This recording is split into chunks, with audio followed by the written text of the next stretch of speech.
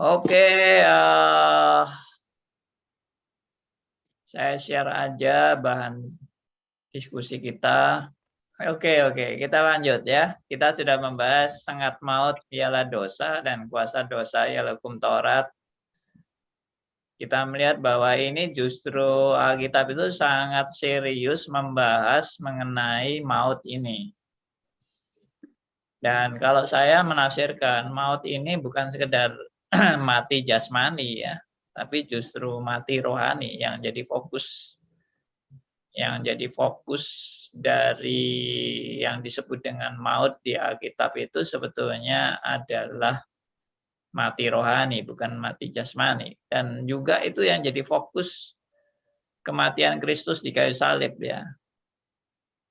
Jadi kalau kita udah pernah bahas, kita sudah pernah bahas bersama ya tentang Kristus yang disalib. Jadi orientasi Kristus disalib itu bukan menyelesaikan masalah mati jasmani, meskipun mungkin itu juga ada dampaknya begitu, dampak secara ya penggenapan penebusan Kristus secara seutuhnya ya. Jadi masalah kematian jasmani itu juga tercakup di situ, tetapi fokusnya saya selalu menekankan fokusnya adalah kematian rohani. Itu yang menjadi penekanan utama.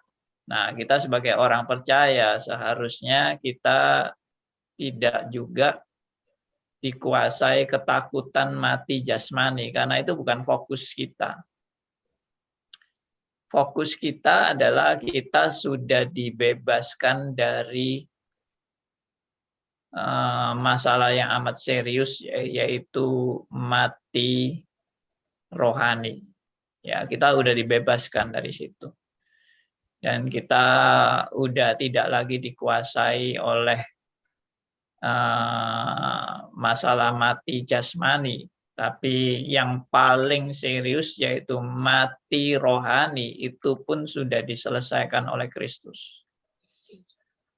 Sehingga kita nggak ada lagi ketakutan di dalam menghadapi kematian jasmani, karena itu bukan masalah utamanya. Masalah utamanya kan kematian rohani.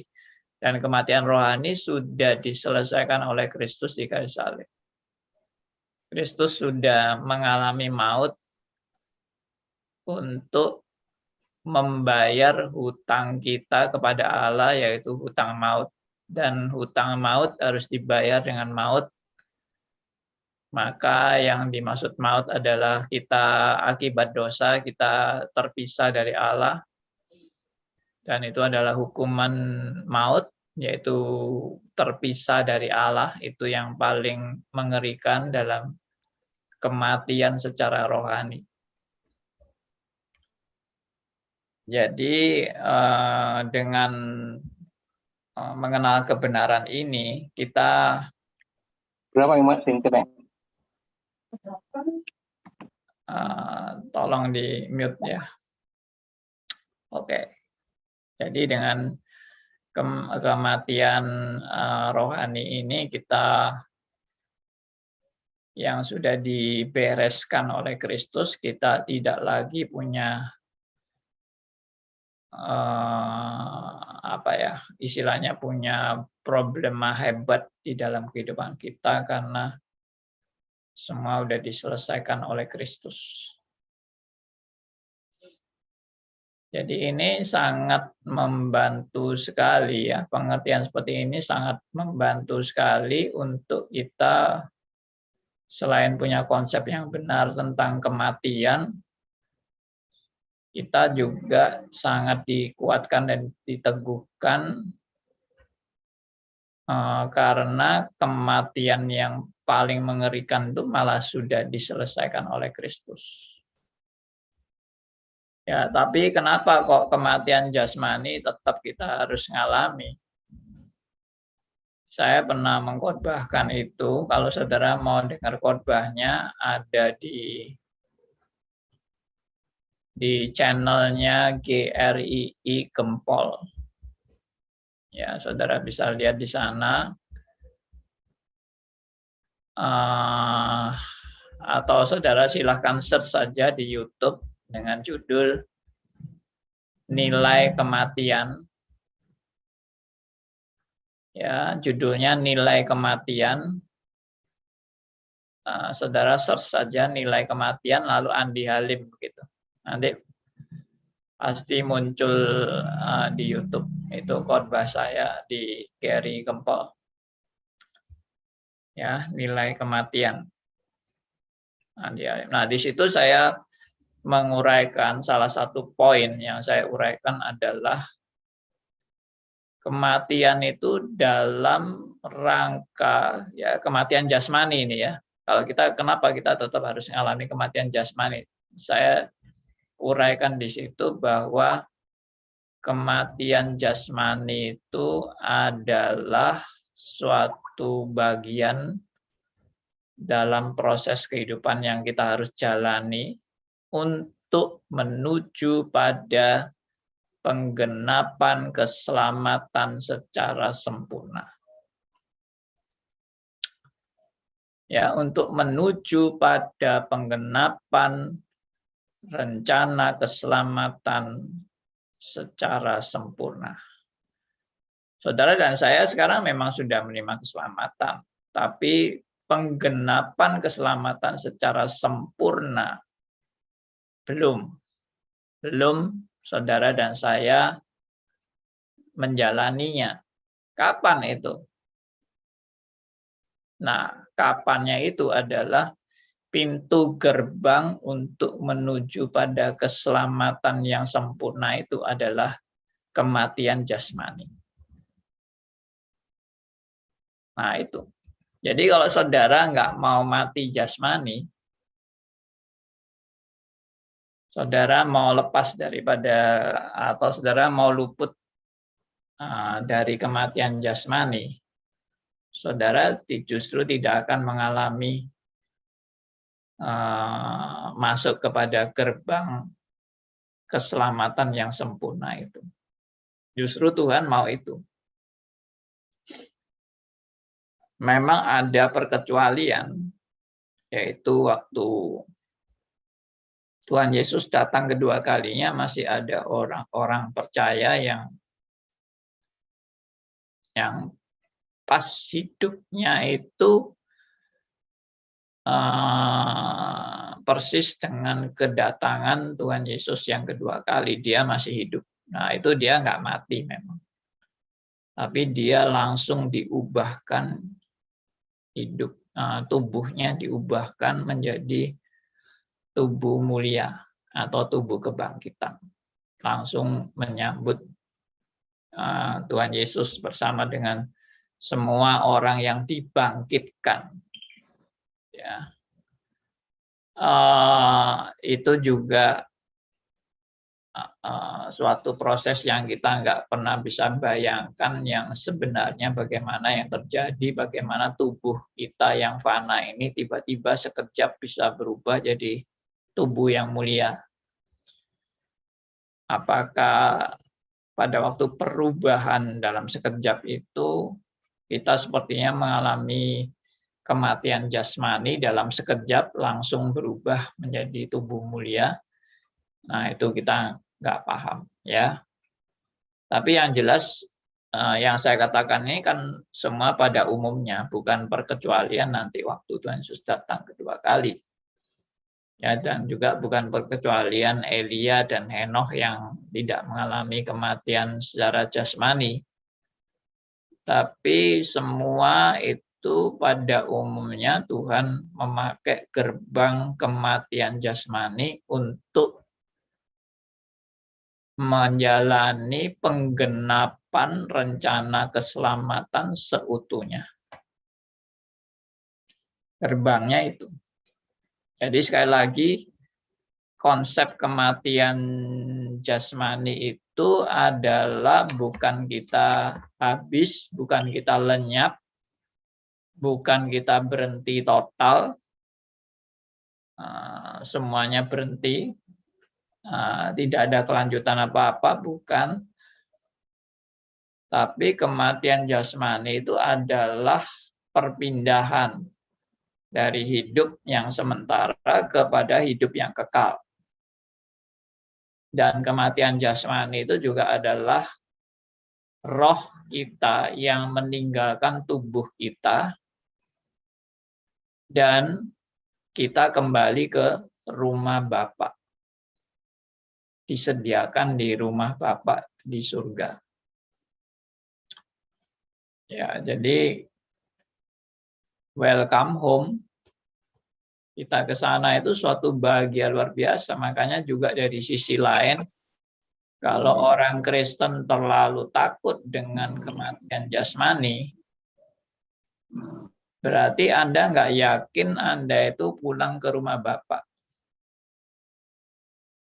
Ya, jadi sebetulnya kalau Anda yakin kematian itu adalah identik saya pulang ke rumah Bapa di surga, itu udah bukan hal yang menakutkan lagi.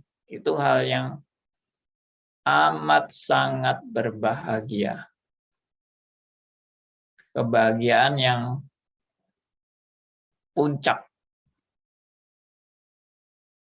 Ya, sampai pada puncaknya itu saya bertemu muka dengan muka dengan Allah Bapa, Allah Anak, dan Allah Roh Kudus. Nah, itu udah nggak terbayangkan kebahagiaannya. Saya memang pernah mendengar kesaksian dari orang-orang yang katanya udah mati, lalu dia sampai ke surga, lalu dia bertemu dengan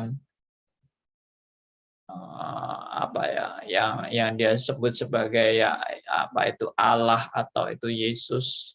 Ya mungkin nggak jelas karena dia bilang wajahnya nggak jelas dan sinarnya sangat terang, tapi waktu ketemu itu rasanya bahagia sekali, bahagia yang tak terkatakan, bahagia yang benar-benar tidak pernah dia jumpai selama bahagia di dunia.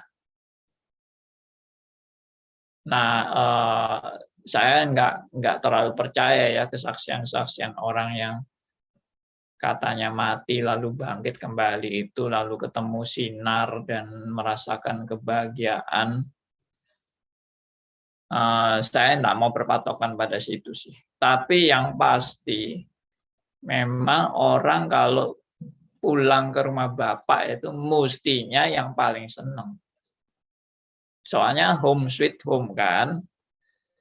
Kamu pulang ke rumah Bapak itu kan home sweet home. Itu bukan rumah yang mengerikan atau rumahnya Algojo atau rumah hantu, bukan. Tapi rumah Bapak di surga.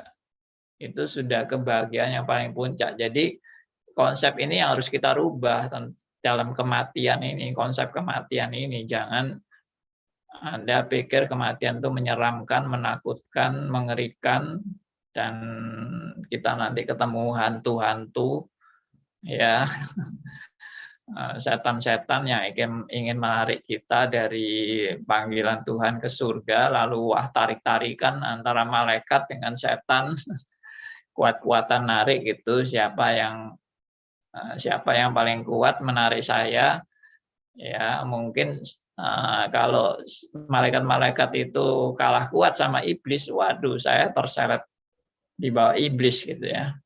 Wah itu gambaran yang sangat mengerikan kalau orang mati kayak gitu. Tapi nggak ada seperti itu. Gambaran Alkitab dari kematian bagi anak-anak Tuhan adalah kebahagiaan yang luar biasa.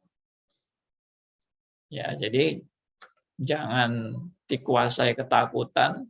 Kita mungkin boleh takut, tapi takut yang karena mungkin tidak pernah mengalami gitu aja. Suatu yang tidak pernah saya alami. Tapi jangan dikuasai ketakutan dan punya konsep-konsep yang salah tentang kematian. Makanya forum-forum ini adalah untuk membereskan konsep-konsep yang keliru tentang kematian. Oke ya, jadi itu Bagi saya basic itu penting. Uraian-uraian seperti ini bukan hanya cerita pengalaman ini, pengalaman itu, rasanya ini, rasanya itu, ya orang itu yang ketakutan atau orang ini dan sebagainya. Wah, kalau pengalaman orang mau mati itu banyak 1001 macam.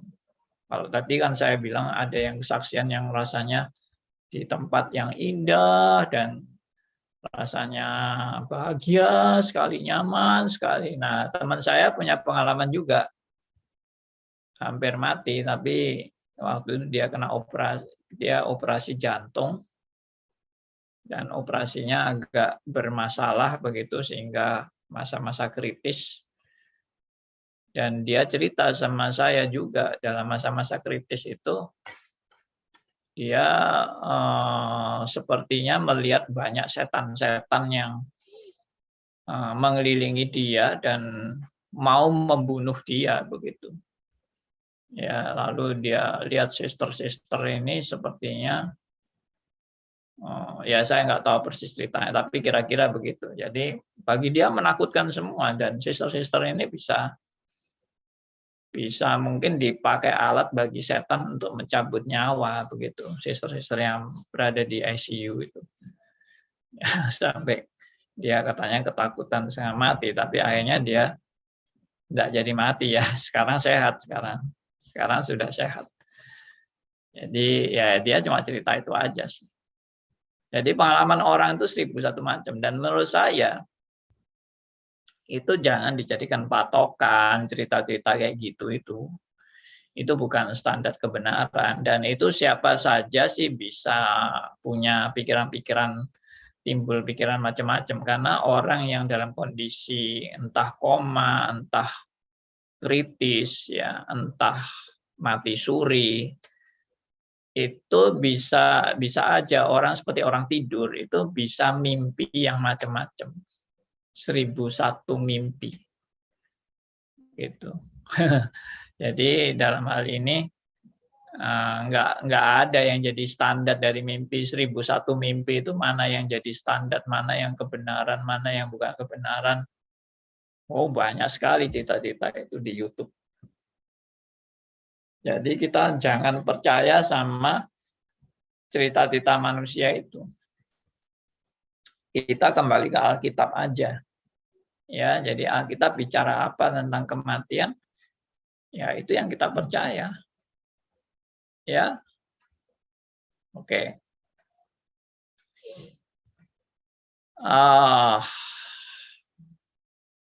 Oh, ada yang permisi pindah ke YouTube ya. Mungkin nggak tahu kenapa. Oke, kembali ke bahan tadi. Ya, nah ini kan upah dosa ialah maut. Jadi inilah yang bagi saya selalu menekankan mati ini mati rohani ini karena Alkitab bilang upah dosa ialah maut. Dan maut ini kalau mengacu kepada Kejadian pasal 2 ayat 17, kalau kamu makan buah itu pada hari itu juga kamu akan mati. Tapi Adam dan Hawa tidak mati, berarti Adam dan Hawa itu yang dimaksud mati adalah mati rohani, dan mati rohani itu adalah terpisah dari Allah, dan itu memang yang paling mengerikan. Karena itu yang dibayar oleh Kristus adalah terpisah dari Allah. Ya, sekali lagi yang dibayar oleh Kristus di kayu salib itu bukan kematian jasmani. Salah. Yang dibayar oleh Kristus di kayu salib itu adalah kematian rohani. Dan kematian rohani adalah terpisah dari Allah. Dan kapan Kristus terpisah dari Allah?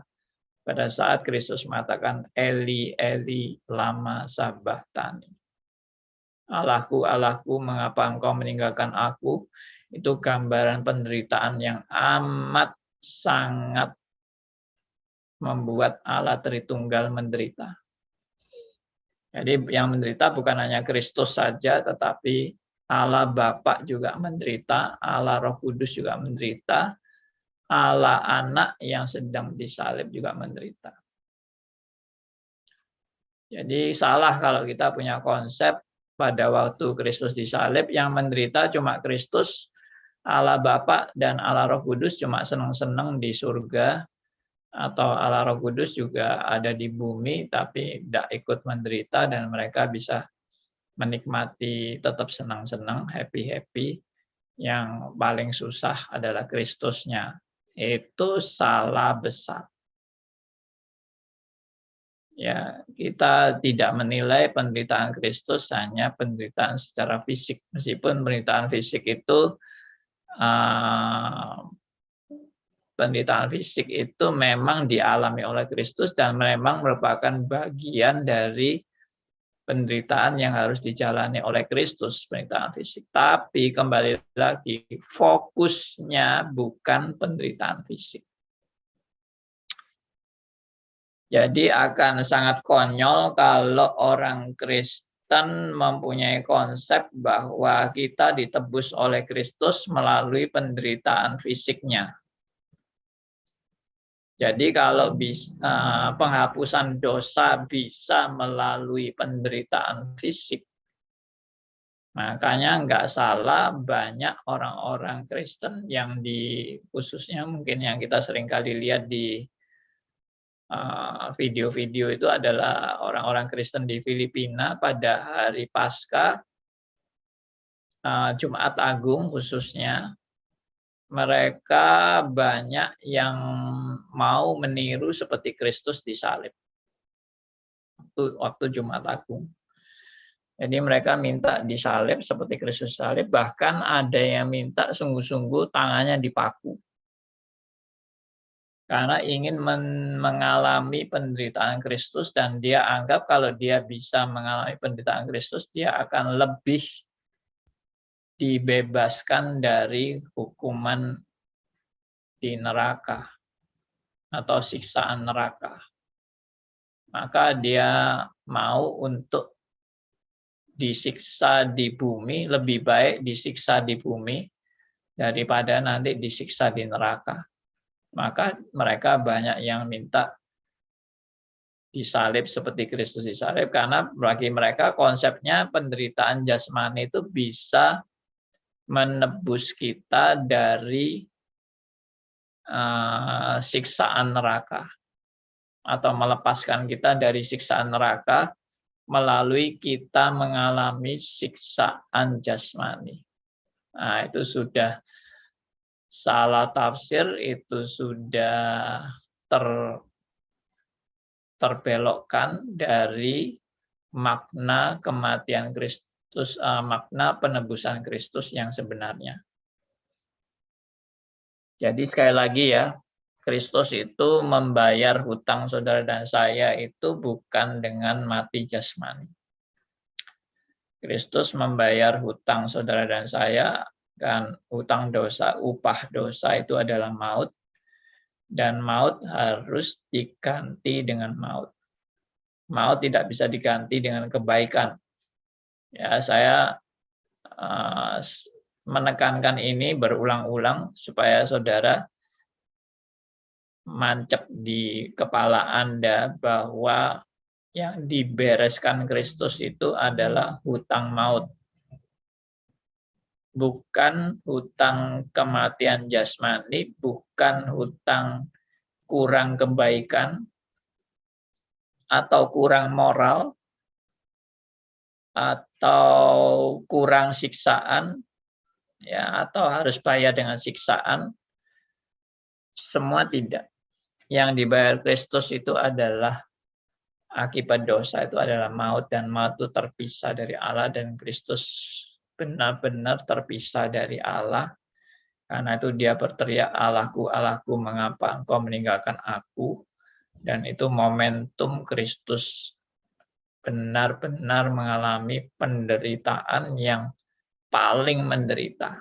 Kristus tidak pernah mengalami penderitaan yang paling menderita kecuali berpisah dengan Allah. Karena itu melawan hakikat Allah Tritunggal Ini bisa jadi perdebatan karena memang ada yang bilang itu bukan berpisah, sungguh-sungguh berpisah, tapi hanya berpisah manusianya saja dengan Allah, tapi tidak berpisah di antara Allah Tritunggal. Tapi menurut saya, kalau itu hanya berpisah manusianya saja, berarti tidak ada sesuatu yang mahal yang dibayar oleh Kristus. Ya, kalau Kristus hanya berpisah manusianya saja dengan Allah, sedangkan Allahnya happy-happy tetap bergabung bersama, nggak ada yang berat kok sebetulnya. Karena Allah tetap happy bersama-sama. Tapi yang bikin suatu yang menjadi krusial dan menjadi suatu yang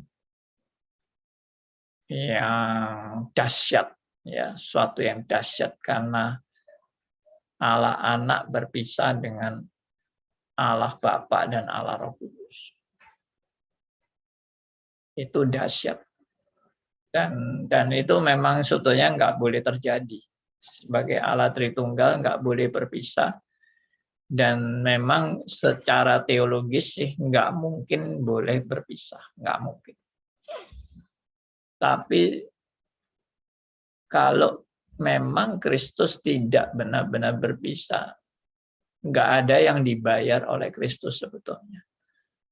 Kalau toh itu hanya manusianya yang mati, manusianya itu tidak punya kemampuan penebusan dengan nilai kekal. Jadi begini logikanya, kalau itu hanya manusianya Kristus yang mengalami maut, terpisah dari Allah, berarti kan itu hanya manusia kan. Yang menggantikan kita dengan maut itu kan hanya manusia, bukan Allah. Kalau hanya manusia, adilnya itu satu manusia hanya boleh bayar satu manusia. Itu adilnya. Dan kemampuan manusia kan terbatas. Bukan kemampuan ilahi. Lalu yang kedua, Kristus hanya bisa bayar kalau dia hanya manusianya saja yang berkarya waktu itu. Dan Allahnya nggak ikut di situ. Maka kemampuan Kristus membayar hutang dosa manusia yaitu maut itu hanya berlaku waktu itu saja. Karena Kristus sebagai manusia tidak punya kemampuan yang bernilai kekal. Yang punya kemampuan bernilai kekal itu hanya Allah. Yang punya kemampuan menjangkau yang tak terbatas itu hanya Allah. Sedangkan manusia tidak punya kemampuan yang tak terbatas. Ya, jadi kalau mau dipisah-pisah antara kemanusiaan dan keilahian Kristus, ya memang kemanusiaan Kristus kan tidak bisa maha ada. Kristus tidak bisa bersama-sama dia ada di Yerusalem sama dia ada di Nazaret misalnya. Tidak bisa. Karena Kristus manusia yang terbatas. Nah, demikian juga kalau penebusan Kristus itu hanya karya manusianya saja, ya Kristus hanya bisa menjangkau satu orang saja, bayar satu untuk satu orang. Dia bayar dengan dirinya sendiri satu orang, untuk bayar satu orang saja, itu kemampuan dia. Dan dia hanya bisa bayar untuk waktu itu aja. Dia tidak akan menjangkau waktu sebelumnya, apalagi jauh di perjanjian lama, dan waktu sesudahnya. Dia pun tidak bisa menjangkau, karena dia hanya dibatasi oleh momentum itu saja. Nah, itulah kemampuan manusia Kristus yang tanpa Allah, tanpa keilahiannya, tanpa kealahannya. Dan saya juga tidak setuju kalau Kristus dipisah-pisah, ini manusianya, ini Allahnya, ini kadang-kadang manusianya yang bekerja, ini kadang-kadang Allahnya yang bekerja. Jadi Allah dan manusianya itu bergantian untuk berperan? Tidak.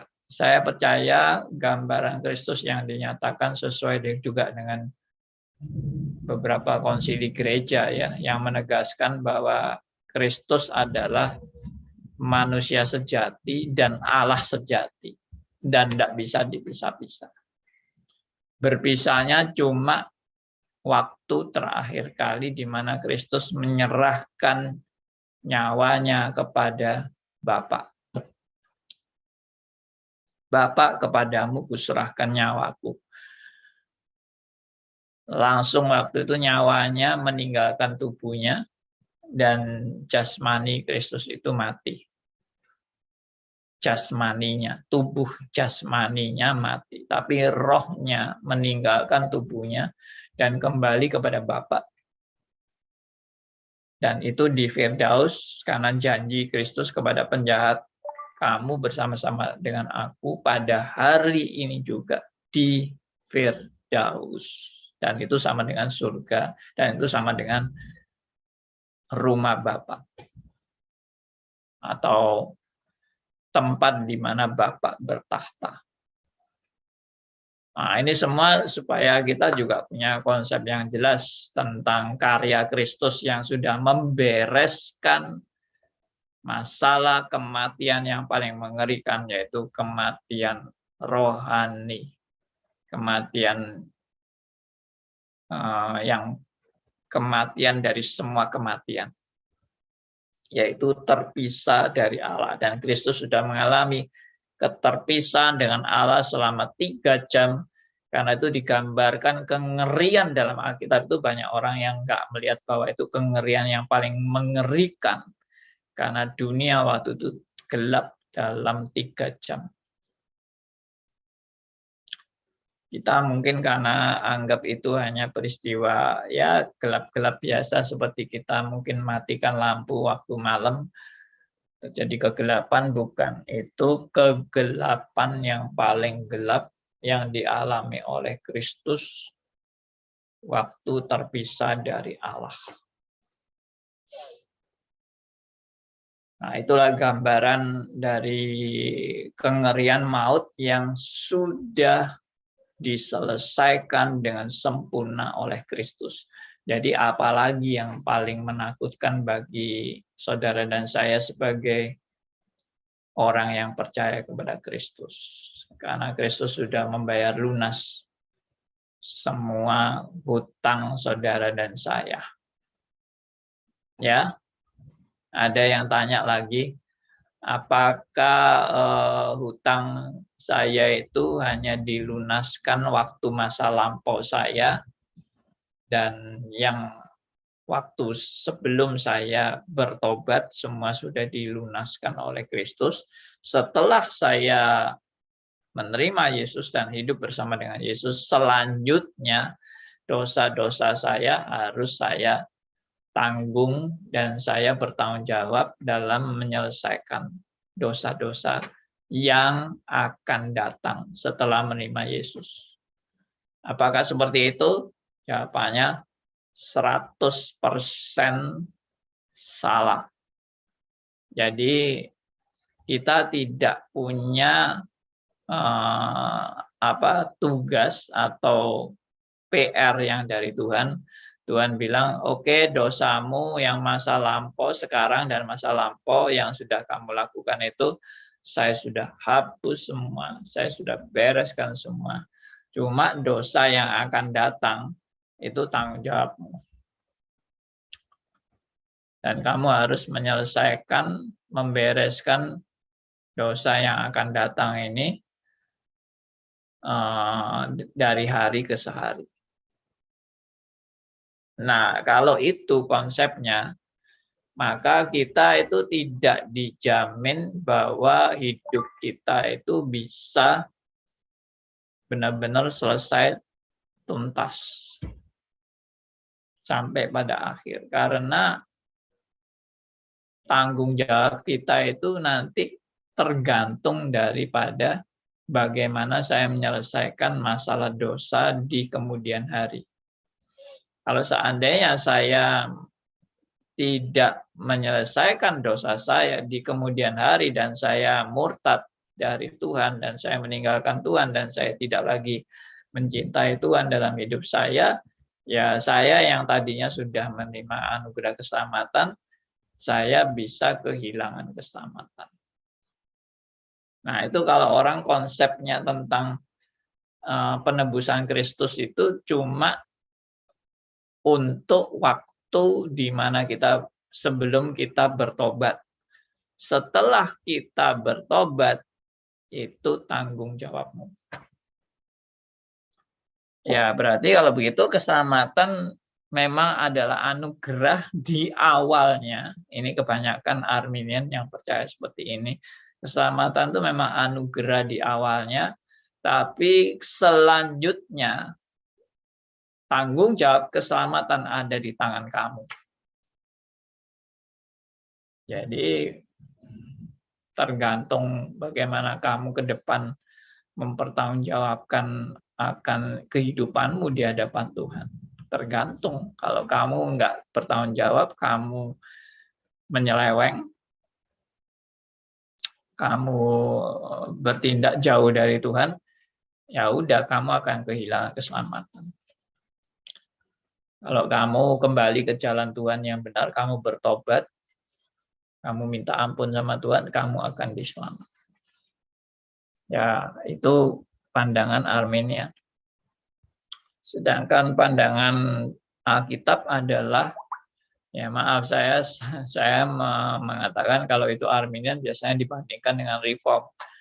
Tapi sekali-sekali saya nggak selalu harus bilang Reform. Saya bilang kalau pandangan Alkitab,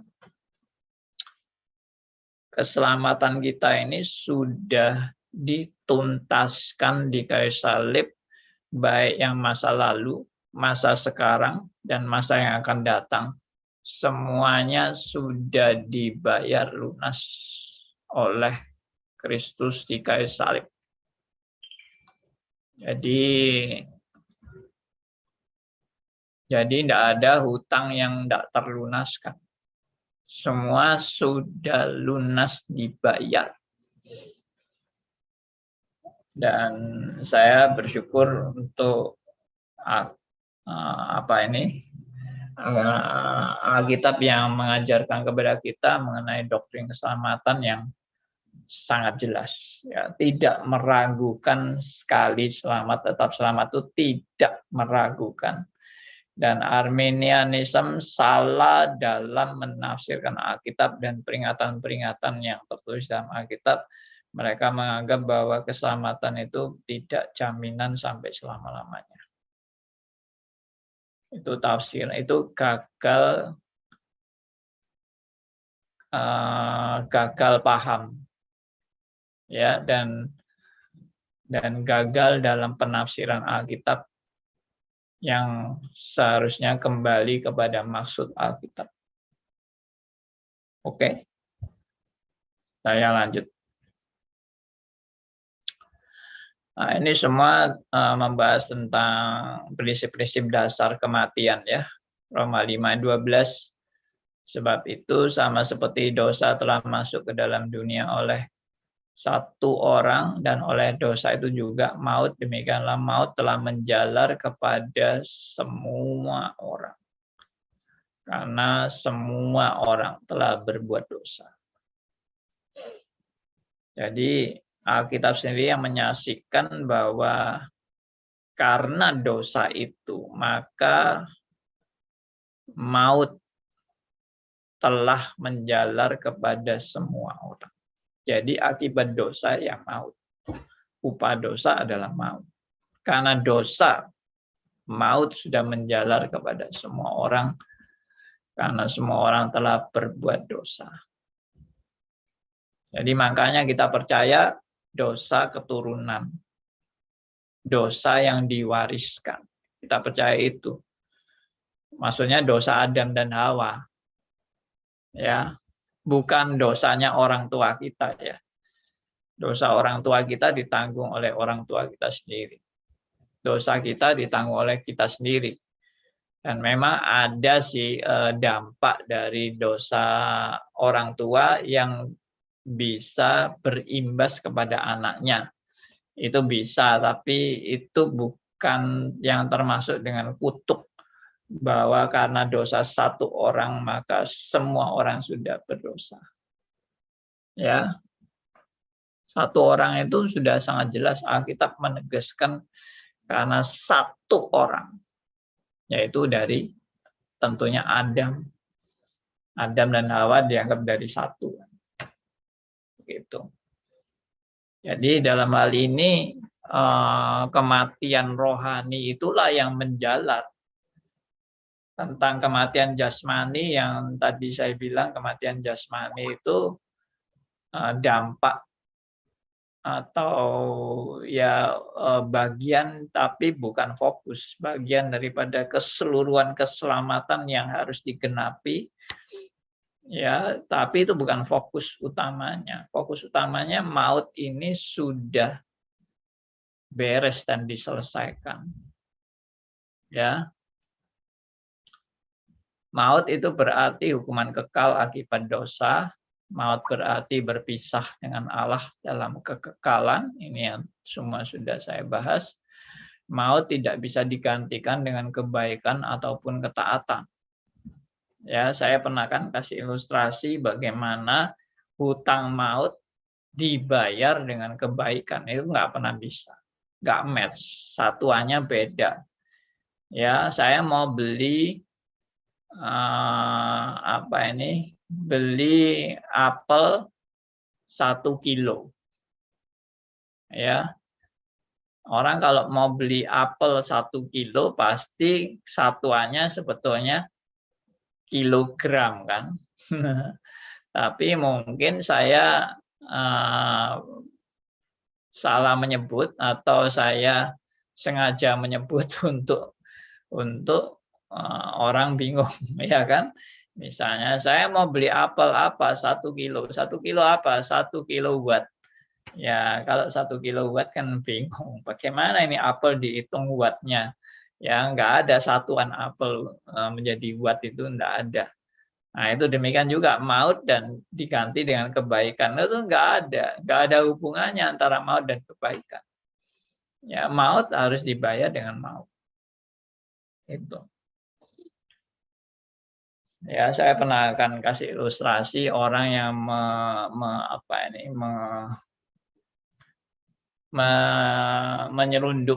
menyelundupkan narkoba. Akibat menyelundupkan narkoba, dia tertangkap dan kemudian dia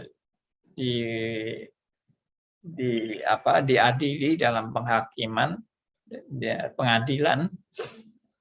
Lalu di pengadilan itu dia divonis karena sudah sampai berapa kilo itu yang dia selundupkan, harus dihukum mati dan harus membayar kerugian negara. Lalu akhirnya orang ini nangis-nangis dan dia bertobat, dia mau memperbaiki hidupnya, dia menyesal dia sudah menyalahgunakan fasilitas-fasilitas untuk menyelundupkan narkoba ini. Lalu dia betul-betul menyatakan pertobatannya. Lalu dia bilang sama hakim, Pak Hakim, saya akan mengganti kerugian negara, plus saya juga akan membayar hukuman yang harus saya jalani, dan saya mau gantikan dengan 100 triliun untuk negara untuk membebaskan saya dari hukuman mati. Ya, hakim yang benar tentunya mengatakan maaf, nggak bisa.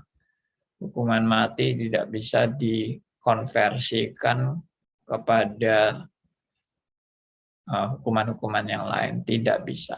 Hukuman mati ya harus dijalani dengan hukuman mati. Kalau kerugian negara berapa ratus juta kamu tetap harus bayar, dan juga tidak bisa digantikan dengan kamu dipenjara seumur hidup. Misalnya begitu. Nggak bisa. Harus bayar. Nah, jadi hukuman mati ini nggak bisa digantikan dengan uang. Mau triliun berapa hebatnya triliunnya itu, mau membebaskan dia dari kematian, tetap nggak bisa.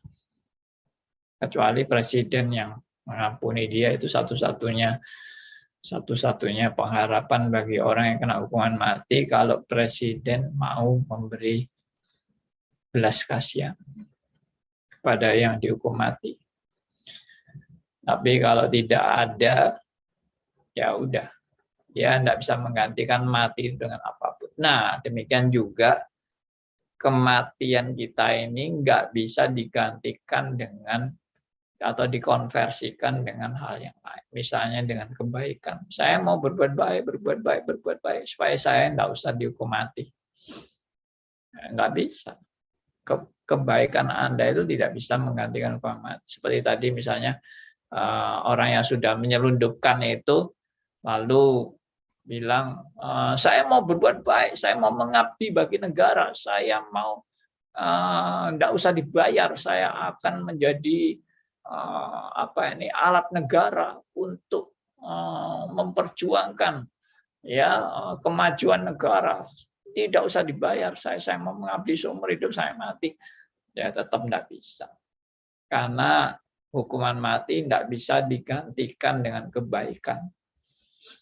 Nah, itu yang saya juga pernah kasih ilustrasi bahwa saya nggak bisa hutang sama orang, lalu saya cuma bayar hutang saya dengan senyum gitu. Ya kan? Saya mau hutang 1 miliar, Pak. Nanti pelunasannya dengan 1 kali senyum, ya hutang 1 miliar itu berkurang 100 juta. Ya, jadi saya sudah hutang 1 miliar, lalu saya bayar dengan senyum, lalu 1 kali senyum berkurang 100 juta. Berarti 10 kali senyum lunaslah hutang 1 miliar. Ya tentunya yang ngutangi kita 1 miliar itu ya pasti dia pikir kita ini udah miring ya, otak kita udah nggak waras. Karena apa hubungannya 1 miliar dengan senyum? Gitu. 10 kali senyum. Apa hubungannya 1 miliar bisa dikonversikan dengan 100 juta sama dengan 1 kali senyum? Enak amat. Kalau seperti itu ya saya mau hutang sama orang, Pak bayarnya nanti pakai senyum ya Pak ya. Ya itu kan enaknya sendiri aja. Nah demikian juga maut. Anda mau bayar dengan kebaikan. Emangnya kamu mau buat hukum sendiri kamu sehingga maut bisa dibayar dengan kebaikan? Ya, tidak bisa. Maut tetap harus dibayar dengan maut. Kebaikan Anda tidak bisa menggantikan maut. Anda juga mau bayar berapapun dengan uang Anda tidak bisa menggantikan maut. Ya, dengan segala pengorbananmu dan penyiksaan dirimu mungkin ya Tuhan biarlah Engkau berbelas kasihan kepada saya akan menyiksa diri saya ya sampai Anda berdarah-darah juga tidak akan mengkonversikan maut itu. Jadi ini yang kebenarannya itu mata ganti mata, gigi ganti gigi, ya. Hutang maut harus diganti dengan maut.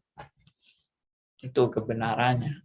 Makanya Kristus yang dibayar mahal oleh Kristus itu bukan kematian jasmani, salah besar. Yang dibayar mahal oleh Kristus itu adalah kematian rohani di mana Kristus harus terpisah dari Allah Bapa, itu mahalnya. Kalau cuma kematian jasmani itu Bapa kepadamu kuserahkan nyawaku, selesai. Tapi untuk berpisah dengan Bapa Eli Eli lama sabachthani, dengan teriakan yang keras. Dan dunia gelap 3 jam menunjukkan semua Allah Tritunggal itu dalam keadaan duka cita. Tuhan Yesus berduka, Allah Bapa berduka, Roh Kudus berduka. Karena harus mengalami keterpisahan. Nah, itulah gambaran yang paling mengerikan dalam definisi kematian, tapi yang sudah dituntaskan oleh Kristus dengan pengorbanan yang demikian luar biasa. Ya, itulah mahalnya pengorbanan Kristus. Dan saudara sudah mendapat jaminan, dengan saudara percaya, saudara mendapat jaminan bahwa saudara akan diterima di rumah Bapa di surga. Luar biasa sekali. Karya Kristus yang begitu mahalnya, begitu luar biasanya, itu diberikan untuk Anda dan saya, supaya Anda dan saya tidak mengalami penderitaan lagi, tapi boleh pulang ke rumah Bapa. Dan gerbang pulang ke rumah Bapa itu adalah kematian jasmani. Sebetulnya itu berarti gerbang yang membahagiakan, bukan? Gerbang yang membanggakan, bukan? Bagaikan orang bertanding dan masuk pada gerbang finish. Ya, saudara pernah membayangkan kalau saudara bertanding dan saudara berlari, lari begitu panjangnya larinya sampai saudara kelelahan, tapi saudara sudah mendekati gerbang finish atau garis finish. Begitu Anda sudah melangkah kepada finish, Anda bahagia. Bahagia luar biasa. Nah, itulah kematian jasmani, saudara ya. Jadi ironis sekali, ini gambaran yang ironi ya, maksudnya yang paling ditakuti orang, paling mengerikan bagi orang, tapi itu garis finish yang membuat kita sangat bersukacita karena sudah menyelesaikan pertandingan. Nah, itulah kematian, saudara ya. Tapi kematian jasmani ini untuk gerbang ke rumah Bapa, bukan untuk hukuman, bukan untuk saudara dibinasakan, tidak, karena kita semua kan sudah di dalam Kristus, kecuali bagi yang belum dalam Kristus. Bagi yang belum dalam Kristus, saya anjurkan Anda terimalah Sang Juru Selamat yang sudah membayar lunas segala hutang dosa Anda. 1 Korintus 6 ayat 19 sampai 20. Saya senang dengan kalimat dibayar lunas, meskipun di bahasa Inggrisnya nggak tertulis secara transparan seperti itu, tapi maksudnya tetap berkaitan dengan membayar lunas, ya. 1 Korintus 6 ayat 19 sampai 20. Coba minta tolong teman, ada yang mau bacakan buat kita semua. Saya bacakan, Pak. Ya, baik. 1 Korintus 6 ayat 19 dan 20. Atau tidak tahukah kamu bahwa tubuhmu adalah bait Roh Kudus yang diam di dalam kamu, Roh Kudus yang kamu peroleh dari Allah, dan bahwa kamu bukan milik kamu sendiri, sebab kamu telah dibeli dan harganya telah lunas dibayar. Karena itu muliakanlah Allah dengan tubuhmu. Iya. Ini saya senang dengan kata-kata dalam ayat ini yang ada di kamu sudah dibeli dan harganya telah lunas dibayar. Wah, ini kata lunas dibayar itu yang saya senang. Ya, karena apa? Karena Ini menunjukkan status kita yang tadinya adalah menjadi hamba dosa, ya, menjadi hamba dosa dan budak dosa dan di bawah maut. Kita sudah dibeli, harganya telah lunas dibayar. Dibeli tentunya oleh darah Kristus, ya, oleh karya Kristus di kayu salib dengan darah yang mahal. Itu di surat Petrus menyebut dengan darah yang mahal. Ya, kalau di sini dibeli dan harganya telah lunas dibayar. Jadi udah lunas, saudara. Saudara dan saya ini udah lunas dibayar. Baik dosa masa lalu, sekarang, dan yang akan datang. Semua sudah lunas dibayar. Ya. Dengan perfect, dengan sempurna. Tidak ada yang hutang yang belum dibayar, tidak ada. Semua sudah lunas dibayar. Ya, karena itu muliakanlah Allah dengan tubuhmu. Ini memang ini konteksnya tentang tentang tubuh yang jemaat Korintus mempergunakan tubuh dengan tidak bertanggung jawab untuk percabulan dan sebagainya. Rasul Paulus mengingatkan tubuh bukan untuk percabulan. Karena tubuhmu itu bait Allah. Dan Roh Kudus diam dalam kamu. Ya, dan kamu itu bukan milik kamu sendiri. Ini yang saya juga senang dengan kalimat ini. Kamu bukan milik kamu sendiri. Ya, kenapa bukan milik kamu sendiri? Sebab kamu telah dibeli, harganya telah lunas dibayar. Ya itu membuat kamu bukan milik kamu sendiri. Kamu sudah dibeli. Apakah tadinya kita milik kita sendiri? Tidak juga. Tadinya kita adalah diperbudak oleh dosa. Diperhamba oleh dosa. Karena maut itu, kita berada di bawah maut. Ya, puji Tuhan. Ini adalah karya keselamatan Allah yang sangat sempurna, sehingga kematian itu tidak lagi menjadi persoalan yang paling mengerikan dalam hidup saudara dan saya. Ya, oke. Nah, itu penjelasan saya untuk kali ini tentang kematian yang saya uraikan, kematian jasmani dan kematian rohani. Dan Kristus yang sudah membayar lunas semua utang saudara dan saya. Puji Tuhan. Oke, saya beri kesempatan teman-teman, ada yang mau tanya, Pak. Pak Andi. Tanya, Pak. Oh ya, Pak Aryo dulu ya. Silakan Pak Aryo. Jadi keselamatan kita diperoleh dari anugerahnya berupa satu dipilih, kedua dibayar lunas. Yes. Yaitu dengan perpisahan dari Allah Tritunggal, yaitu definisinya begitu. Bagaimana Pak?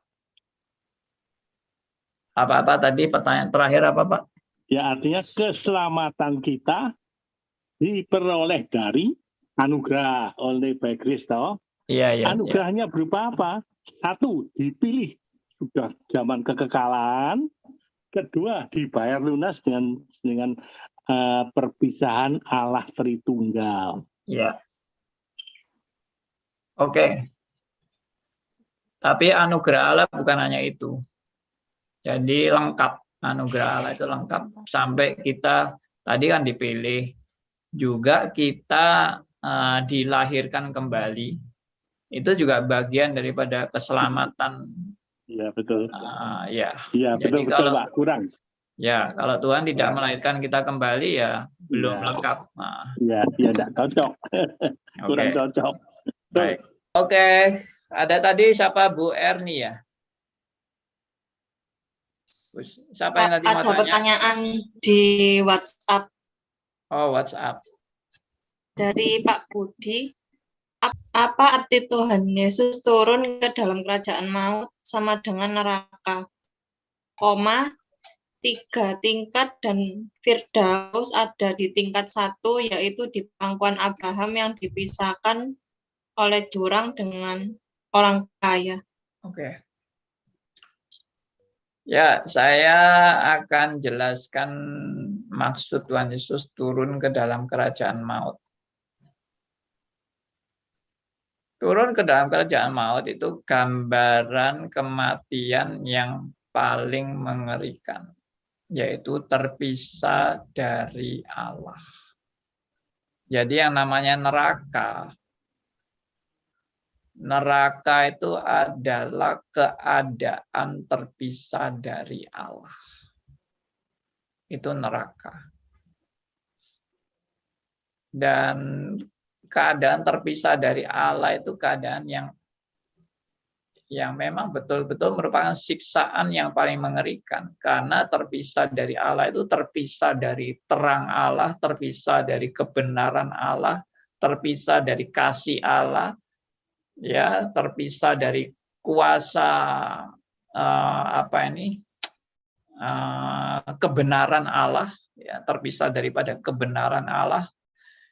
Ya, artinya benar-benar kegelapan yang paling gelap itu terpisah dari Allah, dan itulah turun ke dalam kerajaan maut. Artinya itu Kristus itu mengalami turun ke dalam kerajaan maut itu ya terpisah dari Allah itu. Ya. Lalu itu bukan tingkatan-tingkatan kayak kita bandingkan kayak ada tingkat rumah bertingkat begitu. Itu semuanya gambaran saja. Ingat, kita jangan menduniawikan surga. Surga itu ya surga, dunia ya dunia. Lalu bagaimana keadaan surga yang sesungguhnya? Tuhan merahasiakan buat kita semua. Tuhan Yesus sendiri pun tidak pernah buat gambaran tentang surga itu kayak apa modelnya. Ya, terdiri dari lantainya dari emas atau tembok-temboknya dari berlian-berlian atau apa, semuanya itu hanya gambaran. Saya terus terang aja ya, kalau bicara soal eskatologi ini atau dunia akhir itu, saya tidak mau membayangkan apa-apa tentang bentuk konkret dari surga, karena itu akan menjebak kita, menurunkan derajat surga dengan nilai-nilai derajat duniawi. Pokoknya beda antara rohani dan dunia materi dan dunia rohani. Itu beda. Bedanya sudah tidak terukur dan tidak dapat dibandingkan. Makanya jangan nyoba-nyoba membayangkan. Memang ada di Alkitab, Paulus pernah diangkat sampai ke tingkat ke berapa? Tingkat ke-3 atau ke berapa gitu, tingkat surga. Tapi itu gambaran, semua gambaran. Anda jangan mengkonkretkan gambaran itu. Ya, musnahkan semua keinginan tahuan kita tentang dunia surga nanti itu bagaimana, atau neraka itu bagaimana. Anda tidak usah kepingin niru-niru seperti pendeta yang suka tur ke neraka maupun ke surga. Karena Alkitab merahasiakan semua itu. Ya, oke. Sudah. Yang pasti adalah Tuhan Yesus kembali kepada Bapa. Ya, Bapa, kepadamu kuserahkan nyawaku. Dan yang pasti Tuhan Yesus bilang, hari ini juga engkau bersama-sama dengan aku di Firdaus. Bilang sama penjahat yang di sampingnya, hari ini engkau bersama-sama. Jadi Tuhan Yesus ke Firdaus. Dan Tuhan Yesus sudah menyerahkan nyawa kepada Bapa. Berarti Firdaus itu ya surga. Sudah, simple. Karena kembali ke rumah Bapa kok. Itu. Kita rasanya sering kepingin tahu ya, dunia yang nanti itu bagaimana, nanti itu bagaimana. Saya kok terus terang malah nggak mau tahu saya. Ya mungkin agak ekstrim nggak mau tahu itu. Ya tahu yang sesuai dengan yang Alkitab katakan gitu aja lah. Lebih dari itu, I don't know. Ya pokoknya Tuhan menyediakan yang sempurna gitu aja, titik. Mengenai nanti yang sempurna itu bagaimana Pak, nanti tubuh kebangkitan itu bagaimana Pak bentuknya? Apakah transparan gitu, kelihatan kerangka-kerangkanya dari dalam atau bagaimana? Apakah nanti tubuh mulia itu ada darahnya Pak? Ya, kita apakah masih bisa makan pangsit mie Pak nanti di surga? Wes, nggak usah tanya yang gitu-gitu, nggak perlu. Ya ini saya sengaja buat ya agak ilustrasi intermezzo sebentar lah ya. Oke, silakan yang lain. Silakan Pak Rasman lagi angkat tangan. Ya, selamat malam Pak. Terima kasih. Selamat malam. Ya Pak. Berkaitan dengan dosa asal seperti yang sudah Bapak sampaikan tadi,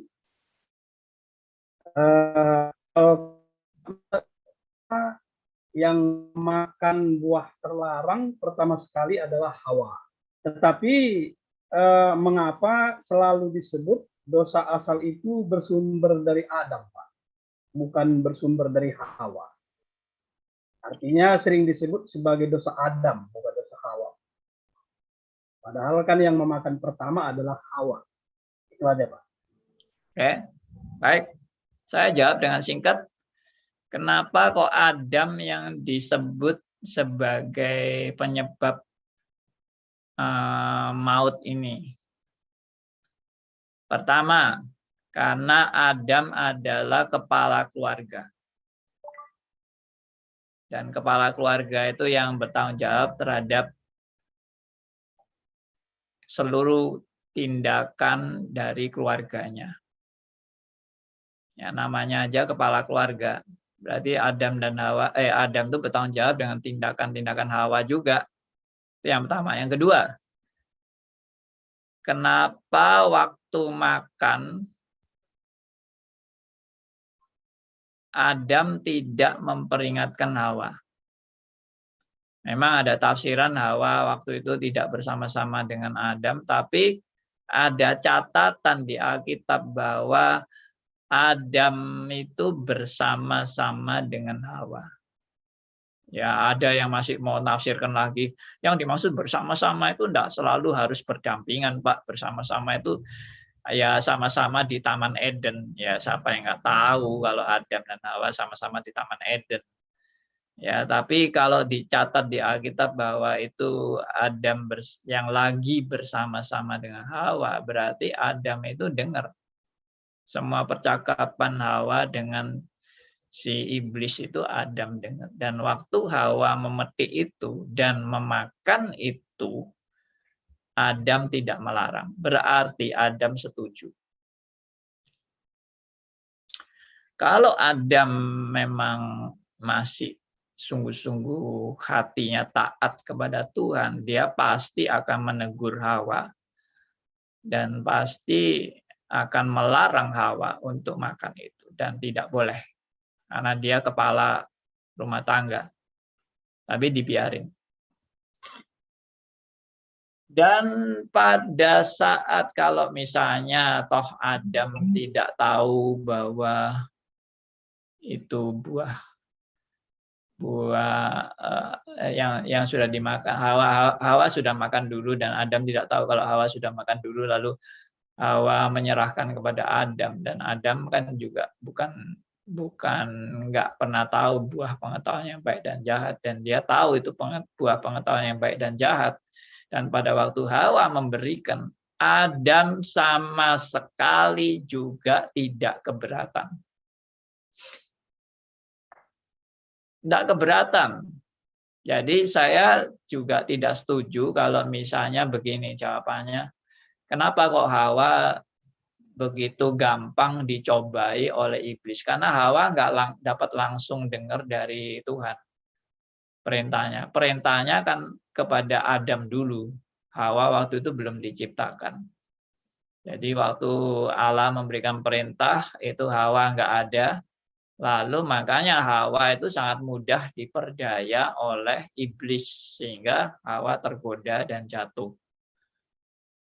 Ya, nah itu saya tangkis, pendapat itu saya tangkis dengan mengatakan, loh, kalau Hawa tidak dengar langsung dari Tuhan dan dia begitu mudah diperdaya, coba perhatikan Adam waktu dikasih buah itu. Sama sekali tidak ada argumentasi seperti Hawa bikin argumentasi.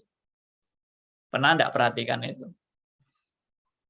Bahwa waktu perdebatan antara si Hawa dengan si ular, itu Hawa itu masih berargumentasi untuk antara mau makan dan tidak. Tapi Adam yang dengar langsung dari Tuhan dikasih buah itu, nggak ada argumentasi apa-apa, langsung dimakan. Dimakan dengan nyaman. Nah ini coba direnungkan ya. Adam kok malah tambah gampang banget itu makannya itu. Yo, Pak, itu STI sudah ada Pak zaman itu Pak. Apa? STI suami takut istri. Kamu itu bikin teori baru nanti ya. Intermezzo yang menyegarkan. Ya. Oke. Soalnya dulu Pak Martin itu yang kasih argumen itu. Itu karena Hawa nggak dengar langsung itu. Saya jawab, ngomong Adam yang dengar langsung aja nggak pakai keberatan apa-apa, langsung dimakan kok. Tambah gawat itu Adam itu. Pak. Ya Pak Yohanes. Itu menunjukkan Adam cinta sungguh-sungguh Pak, sehidup semati. Jadi kalau Hawa mati dia ikut mati juga. Ya. Saking cintanya ya. Cinta ya, itu memang buta ya. Ya. Saya mau tanya itu Pak.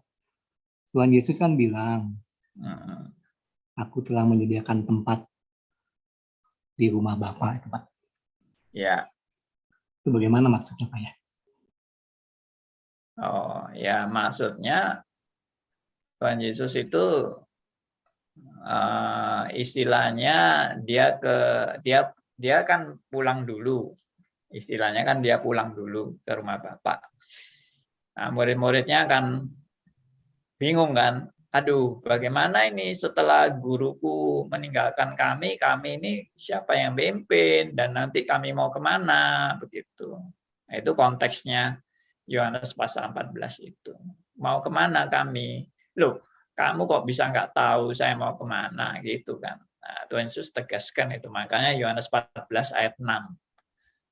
Akulah jalan dan kebenaran dan hidup. Nah, tidak ada seorang pun yang sampai kepada Bapa kecuali melalui aku. Artinya Tuhan Yesus mengatakan aku menyediakan rumah bagimu itu ya kepastian keselamatan.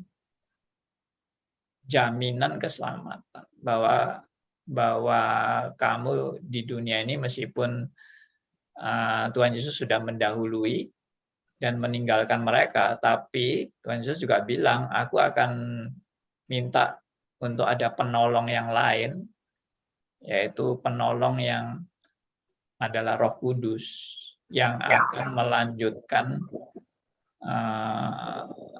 pengajaran melanjutkan misi Kristus begitu. Nah, itu yang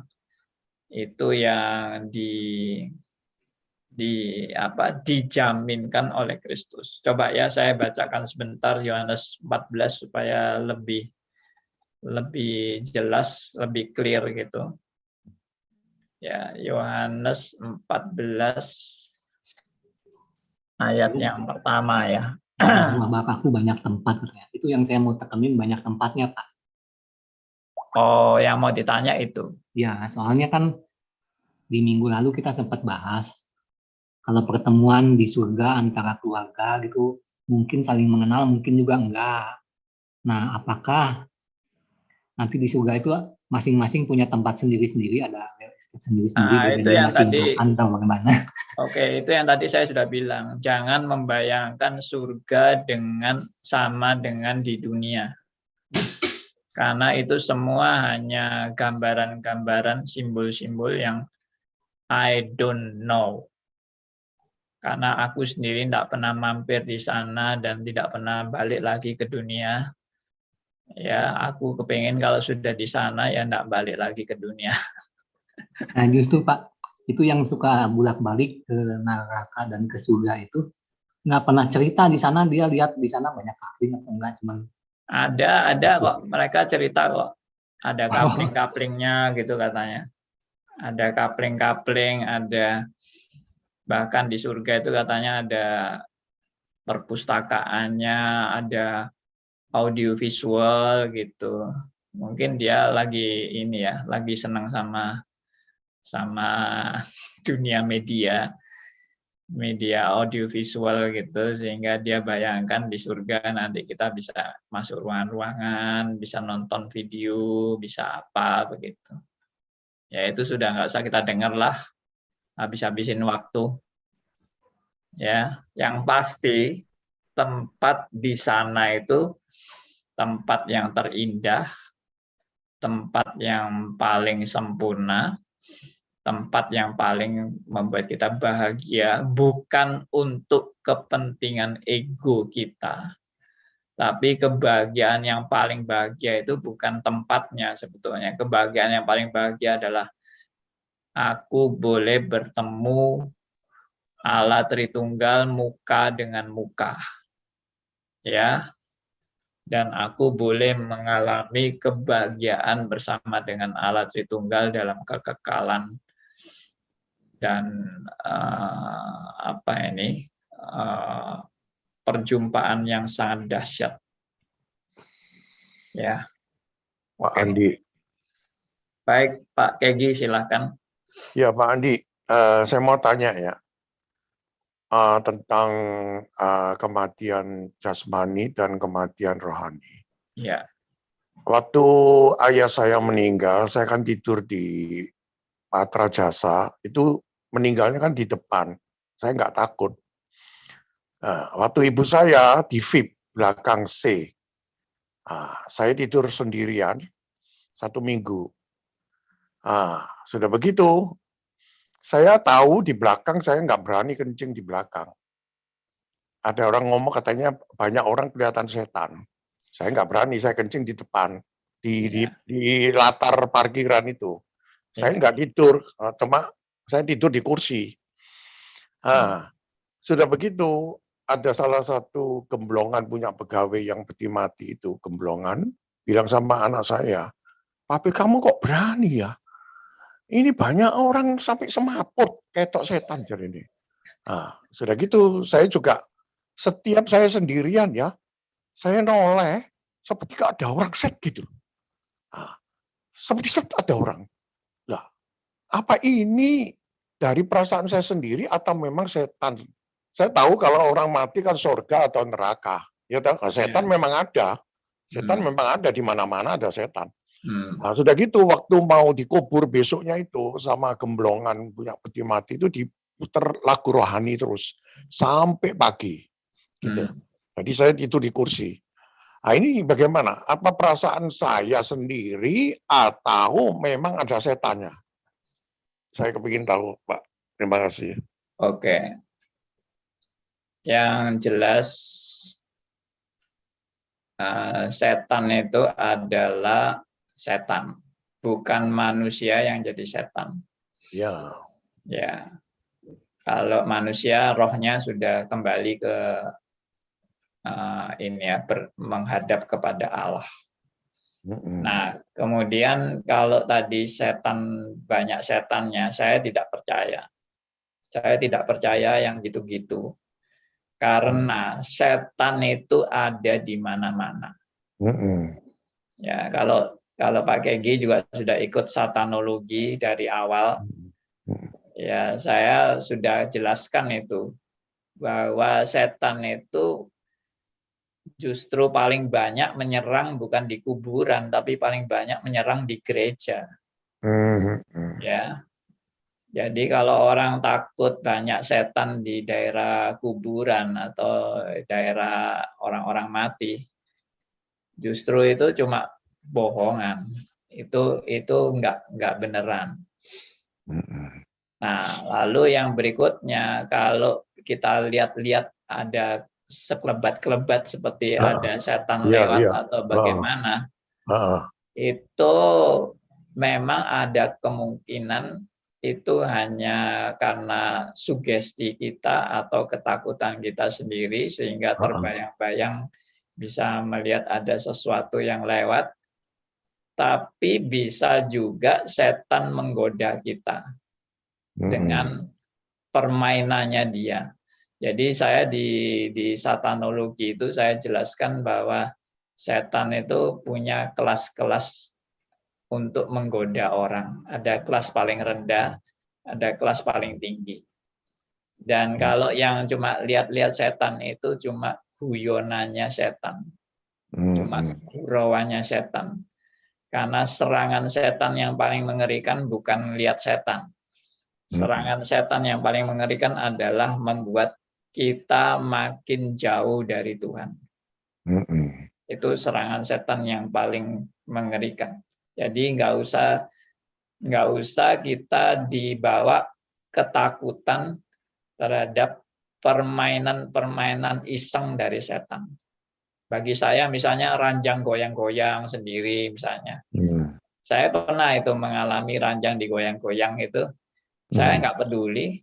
Saya bilang ya nggak apa-apa ranjang digoyang-goyang malah enak gitu loh. Malah nyaman. Kalau bisa digoyang-goyang terus aja supaya itu saya tahu. Saya pernah ngalami di villa saya di Batu Flamboyan. Itu saya tidur sendiri. ya. Ada tamu saya ngomong bahwa ada setannya. Lalu waktu saya tidur sendiri, itu seperti ada anak kecil dekat saya. Saya pukul nggak bisa-bisa. Wah itu rasanya kok sungguhan itu. Enggak. Tapi itu enggak ya? Apa mungkin saya capek atau apa gitu? Iya. Itu Saya sampai mau nggak percaya pulang kayak sendiri takut kejauhan sendirian dulu. Jadi orang yang bilang-bilang kayak gitu juga orang yang dibohongi setan. Ya. Mungkin Dia mimpi, mungkin bukan memang dia punya ketindih-ketindih setan. perasaan seperti ada perasaan sense tertentu bahwa di rumah ini ada setan. Tapi itu pun sudah dia kena tipu muslihat iblis. Karena apa? Yang tadi saya bilang, setan ada di mana-mana. Ya toh. Misalnya ada pendeta sakti bilang, ini gentong ini ada setannya dalamnya gentong ini. Ya, ini harus dimusnahkan gentongnya ini. Ini harus dibawa ke rumah saya.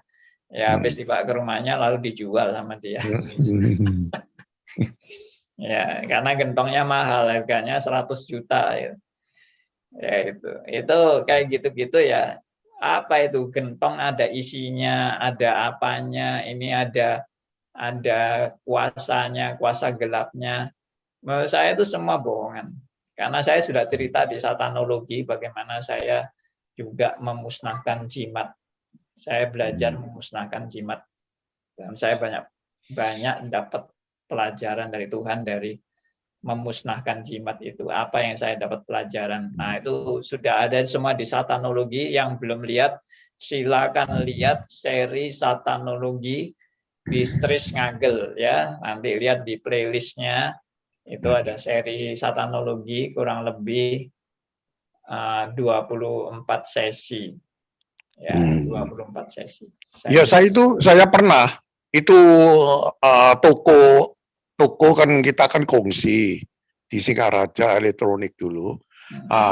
Adik saya ini kan sering ke Gunung Kawi yang laki, lalu dia pindah Denpasar. Ini di Singaraja ceritanya. Ya. Lalu adik saya perempuan ini sudah bertobat terima Kristus. Waktu saya datang ke sana, loh, Sih, kamu kok banyak ini sembahan Gunung Kawi itu merah-merah. Oh, ayo, buangan. Kamu kan sudah bertobat. Wah, aku wedi. Oke, saya yang buang. Waktu itu saya Mbak Mercy sama anak saya kan masih bujangan.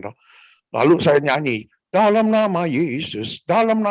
Saya harus hati-hati ngambilkan di paku itu di atas itu. Wakeh. Kira-kira ada 15 bungkus. Lalu merah-merah terus semua saya masukkan ke mobil saya Mercy. Saya pikir-pikir, wah ini jalan-jalan, pikir saya bakar di Kuta gitu loh. Saya bawa jalan-jalan ini. Wah, gak tak buang di sampah. Di pinggir hotel ada sampah besi dalam nama Yesus. Nyala iblis. Langsung tak buang. Sudah gitu berapa bulan, adik saya yang laki tahu. Dengar, dibuang, dia lapor ayah saya. Wah, waktu saya di balik Coconut Hotel di Kuta, saya diketur sama ayah saya. Duk, di kamar saya. Gigi, kenapa itu hunya kok bisa kamu buang semuanya? Loh kenapa, Pak? Ya nggak apa-apa, si sudah bertobat. Kamu ya hidup kamu nggak akan bahagia, akan susah terus. Dalam hati saya nyala iblis, ayah saya. Itu pengalaman itu. Ya, Adik saya sampai sekarang masih pekong. Yang di Bali itu masih pekong. Iya. Saya nggak mau nuruti dia. Oke, Jadi terima kasih Pak kesaksian. Gigi saksiannya. Iya, terima kasih. Oke, kita udah jam 9 lebih 5 menit. Mungkin ada satu teman lagi yang mungkin mau bertanya. Kalau nggak ada, saya tutup. Ya, silakan Pak Elia. Oke, tentu. Saya mau ngangkat satu masalah, Pak. Kenapa orang Kristen takut mati? Mungkin karena konsep rasa memiliki hidup di dunia ini begitu kuat, Pak. Padahal dia kalau mati, dia ketemu Tuhan.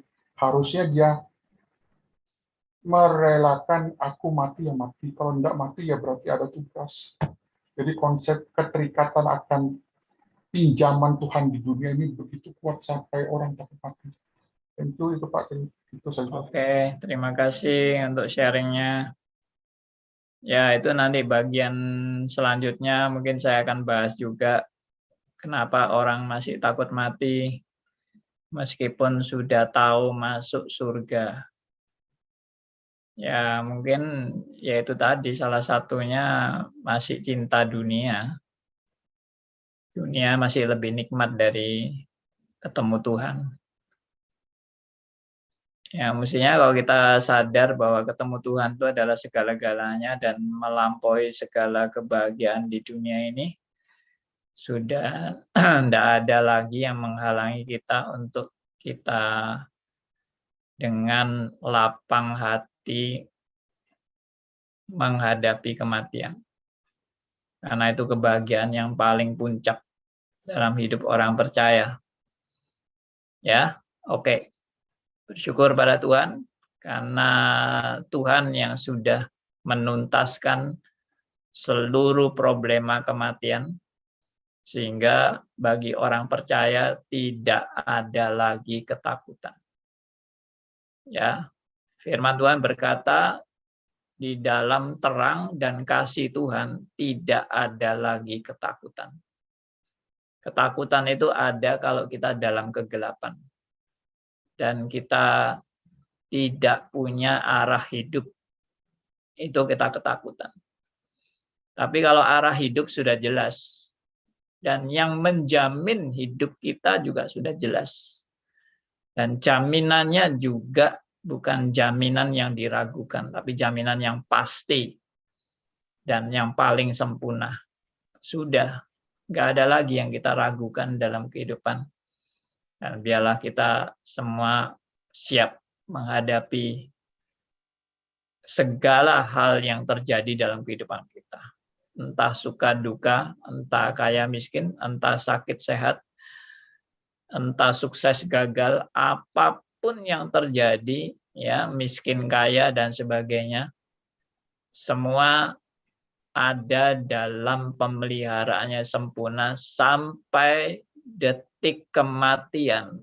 Tuhan juga memelihara kita dengan sempurna. Dan Tuhan tidak pernah meninggalkan kita sampai detik kematian. Tuhan tidak pernah meninggalkan kita. Puji Tuhan. Immanuel, Soli Deo Gloria. God bless us. Oke, untuk doa penutup, saya minta Bapak kita yang baru pertama kali bergabung, yaitu Pak Prisko Sukoco, bisa memimpin kita dalam doa. Masih gabung Pak Prisko Sukoco? Enggak ada. Oke. Saya minta. Oh ya sudah. Terima kasih. Silakan Pak Prisko. Oke, mari kita satu dalam doa. Tuhan Allah Bapa kami yang pada kerajaan surga, Tuhan kami semua mengucap syukur Tuhan kalau pada malam hari ini Tuhan kami boleh menerima pelajaran Tuhan, kami boleh belajar sesuatu tentang bagaimana kematian-Mu secara rohani Tuhan. Kiranya melalui apa yang kami pelajari ini boleh mengubah pola pikir kami, boleh menguatkan kami dalam iman kami untuk semakin percaya kepada Engkau Tuhan Yesus. Tuhan, kami juga berdoa untuk Pak Pendeta Andi Halim, kiranya Engkau memberkati dalam setiap pelayanannya, Engkau memberkati agar setiap apa yang dia ajarkan, apa yang dia khotbahkan boleh semakin banyak orang mengenal Engkau, semakin banyak orang semakin mengerti tentang kebenaran-Mu Tuhan. Mau juga berdoa untuk setiap kami yang telah hadir mengikuti Zoom dari awal sampai akhir. Kiranya Kau memberkati kami. Bila sebentar lagi mungkin kami akan beristirahat. Kiranya Kau juga memimpin kami dalam istirahat kami, agar kami boleh menerima sukacita, kami boleh terus merasakan kasih-Mu dalam kehidupan kami Tuhan. Kami mengucap syukur Tuhan, inilah doa dan permohonan kami. Dalam nama Tuhan Yesus, kami sudah berdoa dan bersyukur. Haleluya, amin. Amin. Oke, terima kasih